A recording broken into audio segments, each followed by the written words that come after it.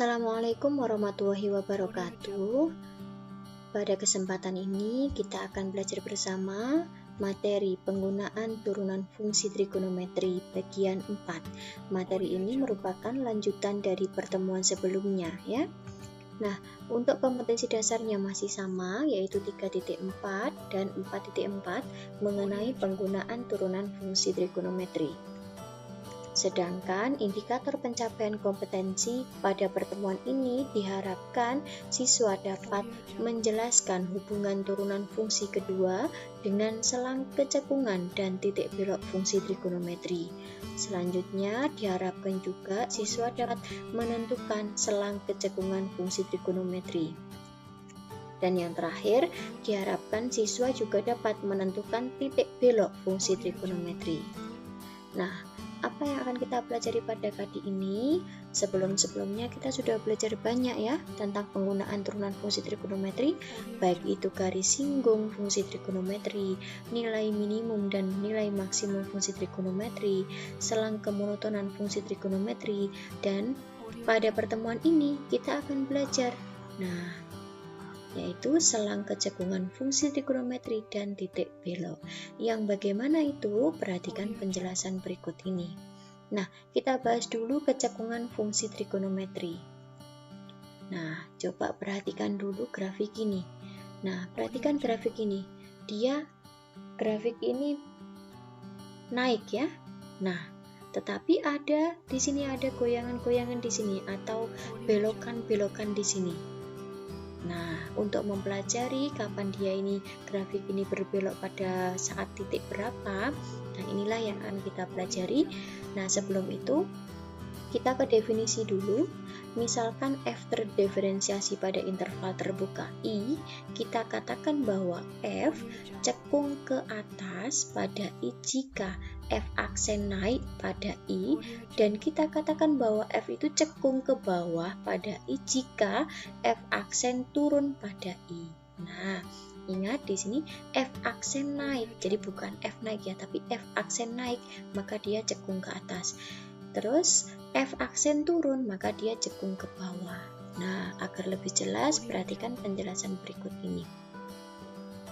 Nah, perhatikan grafik berikut. Nah, yang pertama ini adalah f aksen naik, dia cekung ke atas. Ketika garis singgungnya itu dia berbelok berlawanan arah jarum jam dari kiri ke kanan ya, kita melihatnya.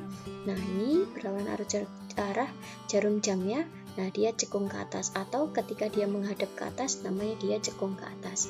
Selanjutnya f aksen turun dia dikatakan cekung ke bawah ketika garis singgung itu berbelok searah jarum jam ya.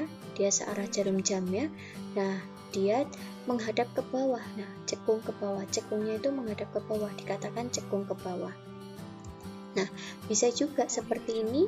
Nah, sebelah sini dia cekung ke atas. Nah, sebelah sana, ini sebelah kanannya ini cekung ke bawah. Itu ya. Nah, teorema kecekungan f berdiferensial 2 kali pada selang I jika f double aksen x lebih dari 0 pada setiap x di interval I, maka f cekung ke atas. Nah, tetapi ketika f double aksennya dia kurang dari 0 pada setiap x di interval I, maka f-nya cekung ke bawah. Nah, itu. Jadi yang menjadi patokan kita teorema kecekungan ini adalah turunan kedua. Kalau dia turunan keduanya hasilnya positif, maka dia cekung ke atas. Kalau turunan keduanya negatif, maka dia cekung ke bawah. Nah, agar lebih jelas, perhatikan contoh berikut ini.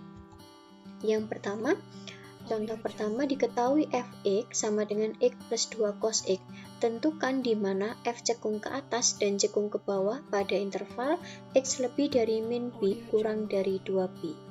Nah, tadi ingat kembali bahwa untuk menentukan cekung ke atas, cekung ke bawah, apa yang harus kita lakukan? Nah, turunan kedua ya.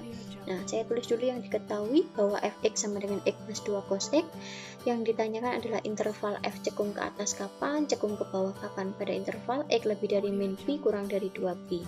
Nah, ingat tadi teoremanya bahwa kita harus mencari turunannya. Nah, ketika fx x ditambah 2 cos x diturunkan, maka x turunannya 1. 2 cos x turunannya min 2 sin x ya. Nah, turunkan lagi. Nah, sehingga kita dapat turunan keduanya adalah min 2 cos x. Kenapa? Karena 1 diturunkan itu 0, min 2 sin x. Sin x itu turunannya cos x. Sehingga f double aksennya atau turunan keduanya adalah didapat min 2 cos x. Nah, untuk mengetahui kapan cekung ke atas, cekung ke bawah, tadi ingat bahwa cekung ke atas ketika f double aksennya dia lebih dari 0, cekung ke bawah ketika f double aksennya dia kurang dari 0 ya. Nah, sehingga kita perlu menentukan nilai x yang memenuhi pertidaksamaan ini. Ini untuk cekung ke atas, ini untuk cekung ke bawah pada interval yang diketahui, yang ditanyakan tadi ya. Nah, sama halnya ketika kita menyelesaikan pertidaksamaan ya. Kita akan menentukan pembuat nolnya dulu ya. Sehingga turunan kedua saya sama dengan 0, maka cos x sama dengan 0. Kedua-dua saya bagi min 2 ya. Nah, cos berapa yang hasilnya 0 ketika x-nya itu min pi sampai 2pi? Nah, bisa min pi per 2, bisa pi per 2, atau 3 pi per 2. Dari mana itu? Ingat kembali materi kelas 11, cos x sama dengan 0, maka bisa saya ubah cos x sama dengan cos pi per 2 ya. Nah, ingat kembali ketika ada cos x sama dengan cos alfa, maka ada dua langkah yang harus kita lakukan, bahwa x adalah yang pertama x sama dengan alfa plus k kali 2pi, yang kedua x sama dengan min alfa plus k kali 2pi, sehingga di sini adalah alfanya pi per 2. Sehingga yang pertama x sama dengan pi per 2 plus k kali 2pi, ketika saya substitusi k-nya 0, maka saya dapatkan x-nya pi per 2. Pi per 2 ada di interval, sehingga ini adalah himpunan penyelesaiannya. Yang kedua, untuk k-nya min 1 dan 1 tidak masuk interval ya, jadi hanya k-nya ketika 0 saja. Nah, yang kedua, x sama dengan min pi per 2 plus k kali 2pi. Ketika k-nya 0, saya dapatkan x-nya min pi per 2. Ketika k-nya 1, saya dapatkan 3 per 2pi ya. Ini keduanya masuk dalam interval, sehingga kita dapatkan min pi per 2, pi per 2, dan 3 pi per 2. Nah, setelah kita mendapatkan pembuat nolnya di sini, kita akan menentukan himpunan penyelesaian dari pertidaksamaan tadi ya. Tujuan kita adalah menentukan kapan f double aksen x-nya itu lebih dari 0 dan kapan f double aksennya itu kurang dari 0. Kita cari x-nya. Nah, selanjutnya kita buat garis bilangan untuk menentukan intervalnya. Di sini min pi sampai 2pi itu yang diketahui ya. Nah, tulislah pembuat nolnya, urut dari terkecil sampai terbesar. Saya tulis seperti ini. Artinya ini akan ada berapa interval? Ini interval pertama, interval kedua, 3, dan 4. Nah, kita akan menentukan apakah dia lebih dari 0 atau kurang dari 0 pada interval-interval berikut. Nah, caranya bagaimana?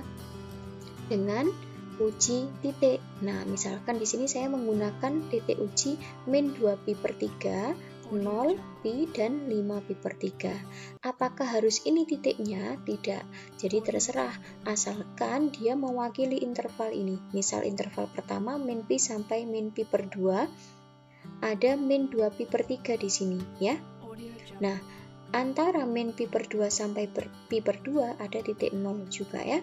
Pi per 2 sampai 3 pi per 2 ada titik pi di sini. Nah, selanjutnya antara 3 pi per 2 sampai 2 pi ada 5 pi per 3 di sini. Nah, kita akan uji apakah nilainya itu lebih dari 0 atau kurang dari 0. Artinya apakah positif atau negatif. Nah, yang pertama dulu, ketika x-nya min 2 pi per 3, maka saya substitusi ke f double aksennya. Ya, f double aksennya adalah ini tadi, min 2 cos x, min 2 cos min 2 pi per 3. Nah, cos min alfa itu sama dengan cos alfa ya, sehingga sama artinya dengan cos 2 pi per 3. Cos 2 pi per 3 itu hasilnya berapa? Nah, min setengah. Nah, min setengah. Ketika saya kalikan min 2 hasilnya adalah 1, sehingga F double aksen min 2pi per 3 lebih dari 0. Sehingga saya tulis di sini ini adalah positif, ya. Artinya kalau positif maka apa tadi? Cekung ke atas. Selanjutnya titik uji yang kedua, ketika X-nya 0, maka F double aksen 0 sama dengan min 2 cos 0. Cos 0 itu 1 kali min 2 berarti min 2. Artinya F double aksen 0 itu kurang dari 0, ya, negatif ya, sehingga pada interval ini negatif. Selanjutnya titik uji yang ketiga, kita menggunakan pi di sini, maka F double aksen pi sama dengan min 2 cos pi. Cos pi itu hasilnya adalah min 1. Min 1 kali min 2 adalah 2. Sehingga kita simpulkan F double aksen pi itu lebih dari 0. Nah, sehingga tulis di sini plus. Yang terakhir titik uji 5pi per 3. Cos 5pi per 3 itu adalah berapa? Cos 5pi per 3. Nah, dia di kuadran 4. Ya, positif ya. Setengah kali min 2 adalah min 1. Sehingga kita simpulkan di sini F double aksen 5pi per 3 kurang dari 0. Nah, ditulis di sini. Artinya tadi ketika F double aksennya lebih dari 0, kesimpulannya apa? Ini cekung ke atas.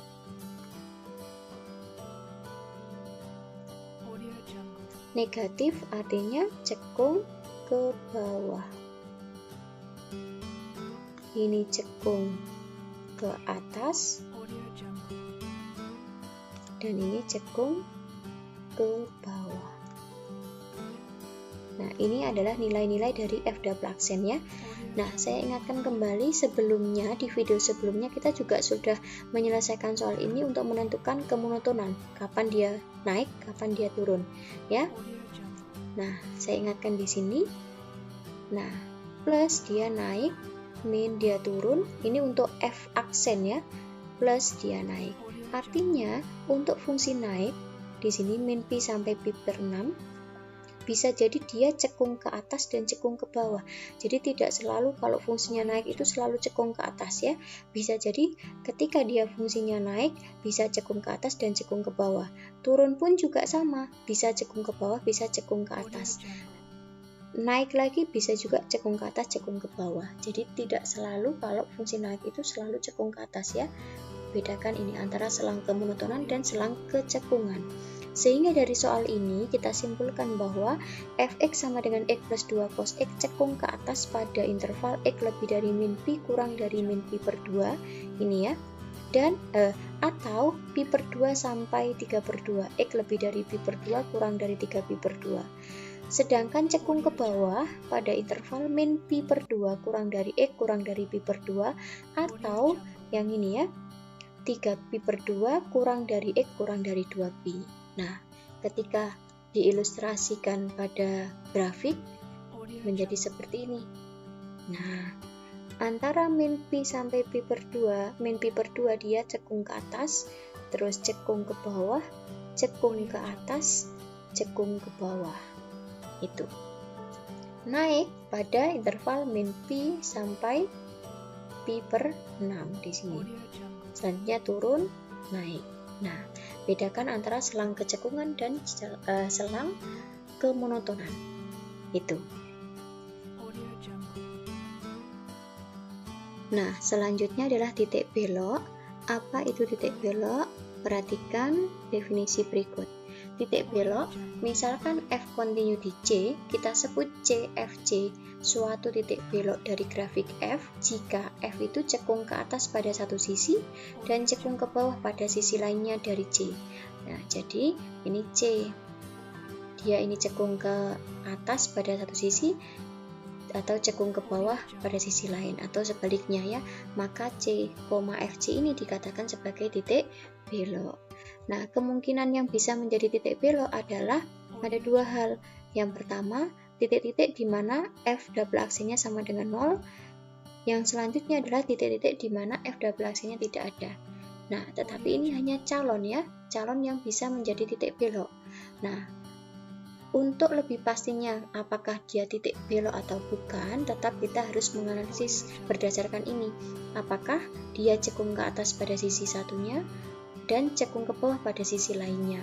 Itu menggunakan F double aksen seperti sebelumnya tadi, cekung ke atas dan cekung ke bawah. Nah, inilah ilustrasi yang bisa menjadi titik belok. Misalkan di sini sisi ini cekung ke atas, sisi ini cekung ke bawah, maka ini titik belok. Sisi yang sebelah kiri ini cekung ke bawah, selanjutnya cekung ke atas, maka ini juga titik belok. Sisi yang sebelah kiri ini cekung ke atas, sisi yang sebelah kanan cekung ke bawah. Nah, ini titik belok. Sedangkan lihat ini cekung ke bawah, dan satunya juga cekung ke bawah. Nah, ini bukan titik belok. Tetapi ketika ini cekung ke bawah, ini cekung ke atas, nah ini titik belok. Nah, ini kemungkinan-kemungkinan yang bisa menjadi titik belok ya.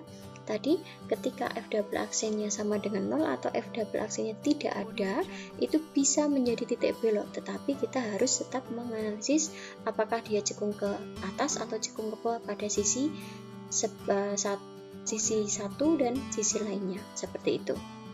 Nah, agar lebih jelas perhatikan contoh berikut ini. Nah, diketahui di sini fx sama dengan x plus 2 cos x, tentukan semua titik belok fx pada interval x lebih dari min pi kurang dari 2pi. Nah, kita tulis dulu yang diketahui. X plus 2 cos x, yang ditanyakan semua titik belok. Nah, tadi apa untuk menentukan titik belok? Ada dua kemungkinan ya, F double aksennya itu sama dengan 0 atau F double aksennya tidak ada. Artinya kita harus mencari turunan kedua ya. Nah, kita turunkan F double aksen X-nya didapat min 2 cos X. Nah, kita sama dengan kan 0 dengan cara yang sama dengan sebelumnya tadi untuk menentukan kecekungan ya. Nah, kita dapatkan X-nya itu adalah min pi per 2, pi per 2, 3 pi per 2 ketika F double aksennya dia sama dengan 0 ya. Nah, kita lihat di sini untuk min pi per 2 di sisi X kurang dari min pi per 2, F double aksennya dia lebih dari 0. Di sisi X lebih dari min pi per 2, dia negatif atau F double aksennya kurang dari 0. Maka ini adalah titik belok. Nah, begitu juga dengan ini, sisi sebelah kiri dia min, sebelah kanan plus. Ini artinya cekung ke bawah, cekung ke atas, maka ini juga titik belok. Sebelah kiri dia positif, F double aksennya positif, maka cekung ke atas, ini cekung ke bawah untuk sisi lain, maka 3pi per 2 adalah titik belok. Nah, kita dapatkan 3 ini. Untuk F double aksennya tidak ada, kita tidak menemukan X-nya ya, sehingga titik beloknya 3 ini. Nah, namanya titik artinya harus pasangan urut ya, ada X ada Y, sehingga kita cari ketika X-nya min pi per 2, kita substitusi ke fx-nya, didapat min pi per 2, ketika x-nya pi per 2, cos pi per 2 itu 0, berarti didapat pi per 2, ketika x-nya 3 pi per 2, didapat 3 pi per 2. Nah, kita dapatkan 3 titik belok di sini, yaitu min pi per 2, min pi per 2, pi per 2, pi per 2, 3 pi per 2, 3 pi per 2. Nah, ketika diilustrasikan seperti ini. Nah, inilah titik beloknya 3 ini. Nah, dia cekung ke atas, cekung ke bawah. Ini titik belok. Titik di mana dia belok di sini. Ini juga belok, ini juga titik belok. Itu. Nah, selanjutnya agar lebih paham dengan materi ini, coba kerjakan latihan soal berikut ya.